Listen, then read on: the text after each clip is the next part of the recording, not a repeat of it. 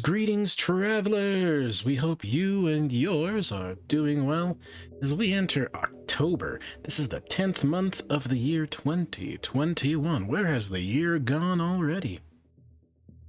Thank you for taking time out of your busy day to join us right here on Earthshine Education. As always, my name is Mike.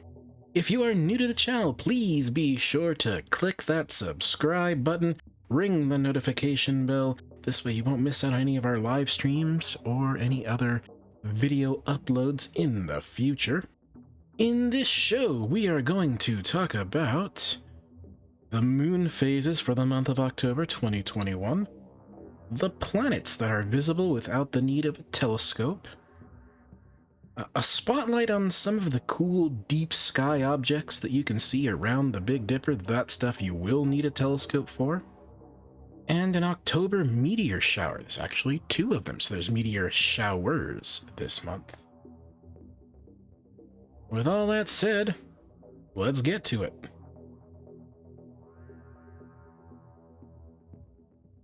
As always, we're going to begin with our closest celestial companion, the moon.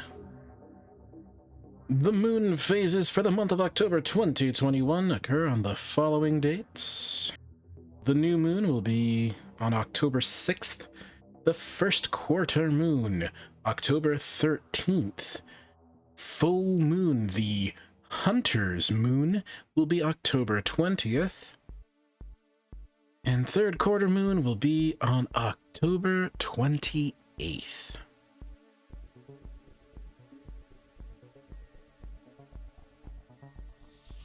Of the 8 planets of our solar system, yes, unfortunately, Pluto is still demoted to dwarf planet. There are 5 planets you can see without the need of a telescope in the nighttime sky. Sometimes you can even see them in the daytime, but that's pretty rare. Depending on their position in their orbits, and of course the Earth's position in its orbit, you may or may not even be able to see them at all. So let's talk a little bit about where the planets are in the sky for October 2021. Alright, we're going to go ahead and begin with the innermost planet. We're talking about the planet Mercury. Mercury has drifted into our morning sky from our point of view, and on the 25th of October, just before sunrise, you will see Mercury very close to the eastern horizon in the constellation Virgo.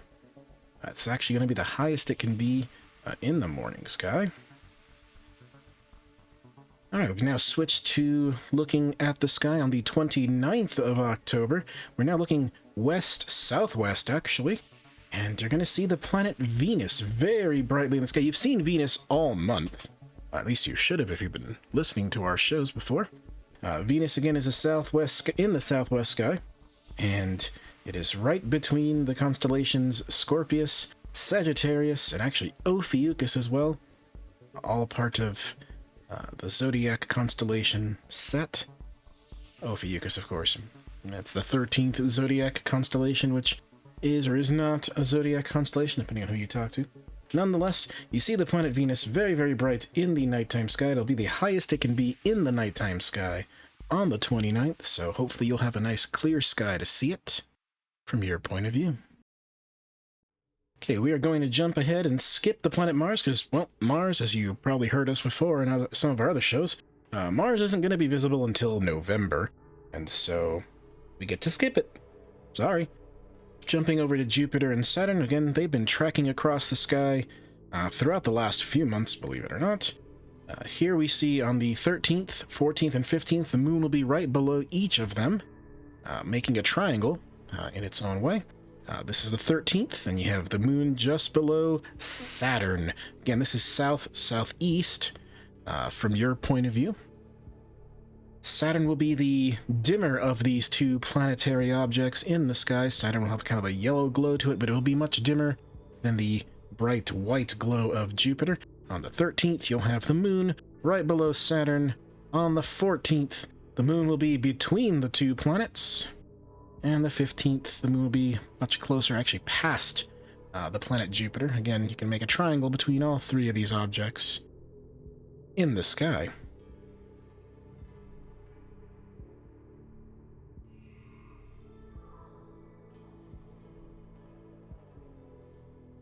Alright, for this month's spotlight, we're going to do something a little bit differently. Normally we do stuff that you don't need a telescope to see. This one you will, or at least be able to use an online observatory to find some of these objects. We're going to be talking about the deep sky objects around the Big Dipper. Now, the Big Dipper, that's what you call it here in the United States and in Canada. A lot of places around the world, some places call it the Plough, like the UK and Ireland. This is an asterism that consists of 7 bright stars, 3 stars making up a tail, and 4 stars making up a cup. Now, an asterism is not a constellation. Let's bring up the constellations and their parts of the sky. There we go. You'll see the Big Dipper is the 4 stars here making up the stomach, and then a tail attached to the Big Bear, known as Ursa Major. The flip side is the Little Dipper. It's way up here. That's Ursa Minor, actually is the full Little Dipper. Use these final 2 stars right here, draw a line through them, and they will point you to Polaris. This is the North Star, the Pole Star, the Lode Star in the nighttime sky. We're going to target near the 3 tail stars of the Big Dipper. We're going to be using these 3 stars as assistants for finding these things. The stars themselves actually have names. This is Alioth, and then Mizar, and then Alkaid is the tail star of the Big Dipper. Believe it or not, if you have really good eyes, you'll actually see that Mizar has a companion star named Alcor just above it. You have to have pretty good eyes or a good set of binoculars to see that extra star there. So I guess technically there's 4 stars here. Let's not worry too much about that. But I did want to mention it. So let's target our tail star. This is Alkaid, and we're going to draw a line straight down from it. If you're able to stick your arm up and stick your hand out, put 3 fingers below Alkaid, this last star right here, and you will notice there's a little fuzzball in the sky. As you zoom in, zoom in, zoom in, zoom in, we're going to end up right here, and actually we'll stop right here, and in post we'll put a much better image than this. This is where you find the Whirlpool Galaxy. This is the 51st object on the Messier catalog. This is the Whirlpool Galaxy, a spiral galaxy 31 million light years away from our planet Earth.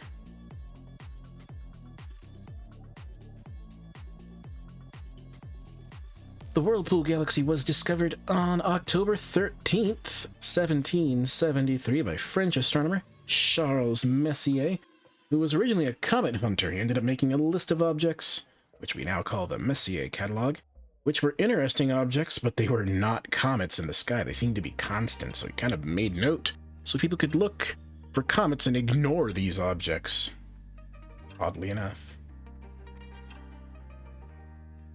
Messier's catalog eventually grew to 39 galaxies, 4 planetary nebulae, 7 different types of nebulae on top of that, and 55 star clusters. If you want to learn more about those, we actually are going to be making a video about the Messier catalog, and actually we do talk about Messier objects during our live stream, so make sure to, again, like, subscribe, and catch one of our live streams when we do have a chance to do them.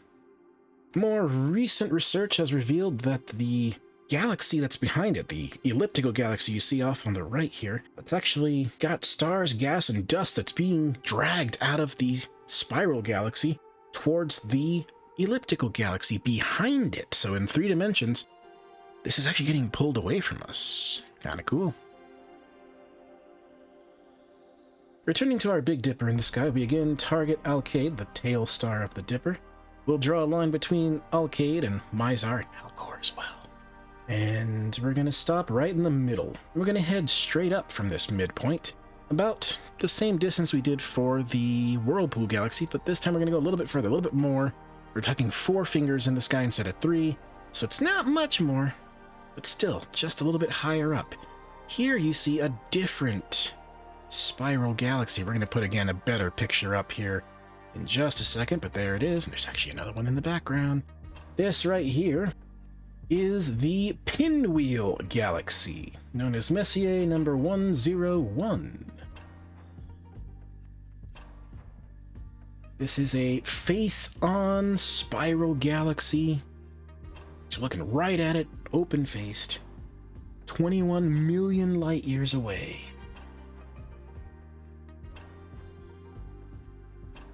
Alright, finally we're going to stop once again with our tail of the Dipper. Alcade is our friend for the day. And we're going to draw a line up towards Draco, just like that. Zoom back out and you can kind of see Draco the Dragon. Constellation goes between the Big and Little Dipper areas. The Little Dipper, once again, is Ursa Minor. The Big Dipper is actually just a portion of Ursa Major, the Big Bear. Nonetheless, you see we connected two stars right up here in Draco. Let's actually go and investigate that, shall we? Just above this lower star, we're gonna zoom in and see something really, really cool. Right there. Okay, let's go ahead and put up a much better image than this. Our final stop for October's deep sky near the Big Dipper is this. This is what is known as the Draco Trio. This trio is made of 3 different galaxies, hence trio. These are not in Messier's catalog, but they are in a different catalog. That catalog is known as the New General Catalog of Nebulae and Clusters of Stars, and they abbreviate it NGC. From top to bottom, we've got NGC 5985, kind of a boring name, I guess, but that's what they call it. That's this face-on spiral galaxy. It's an SBB class. We've got a elliptical galaxy in the middle. It's a class E3 elliptical. That is NGC 5982. And then at the bottom we have an edge-on spiral galaxy, another SB spiral galaxy. This is NGC 5981. The 3 galaxies are between 100 and 140 million light years from the planet Earth. The Big Dipper will continue to dip towards the horizon as the evenings progress throughout the entire month. So you'll probably want to get your chance in to see Messier 51, the Whirlpool Galaxy, as soon as you can. You don't want to let it get too low because you won't have much time to see it after the sun sets. Nonetheless, there they are, the 3 objects we want to talk about in this deep sky near the Big Dipper.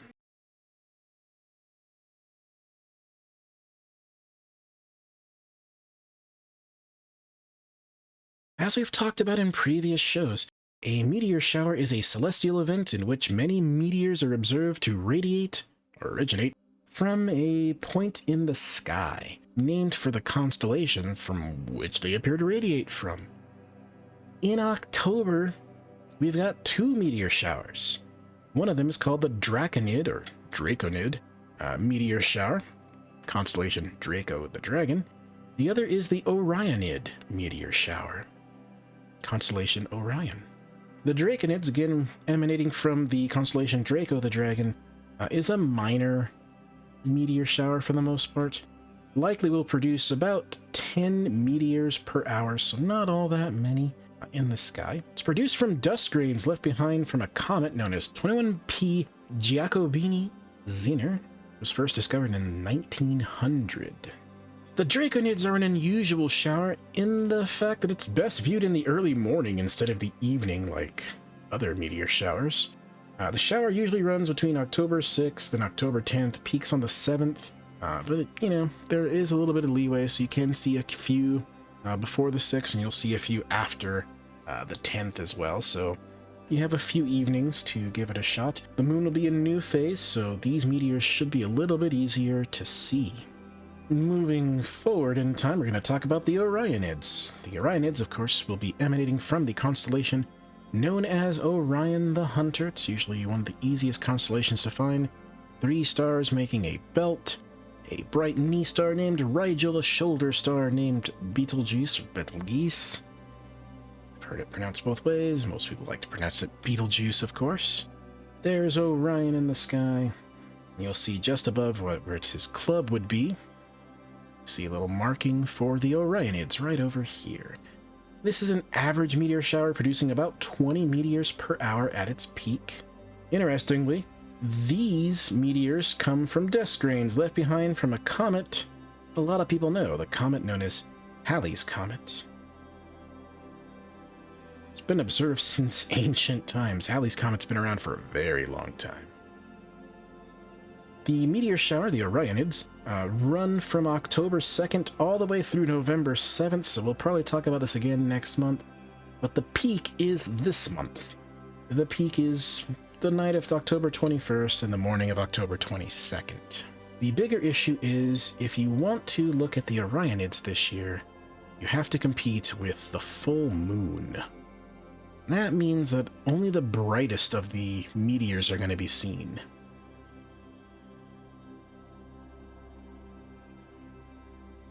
And with that, we come to the end of our brief sky-gazing overview for October 2021. In this episode, we talked about the moon phases for the month of October 2021, talked about where the planets are that are visible without a telescope. We talked about some cool deep sky objects that you do need a telescope to see, all near the Big Dipper in the sky. And we talked about 2 meteor showers, the Draconids and the Orionids. To learn more about the sky, be sure to tune into our live planetarium shows. You can find them over on Facebook, twitch.tv, or on YouTube. Just look for Earthshine Education on any of those platforms. You'll actually find our VODs, our video on demands, over on Facebook and on YouTube. So you have a little bit of an archive of past live shows, as well as you'll find some pre-produced stuff over on YouTube. Be sure to check the description section down below for links to social media and streaming sites. And once again, if you haven't already done so, please click that like button, click the subscribe button, share these videos, share this channel with your friends and family. It's one of the easiest ways to support us is to just help us grow in our reach. Thank you so much for watching all the way to the end. Please, again, share this video, share the channel, share your love of astronomy with others. Take care of yourself. Take care of each other. We'll see you in our next video. See ya.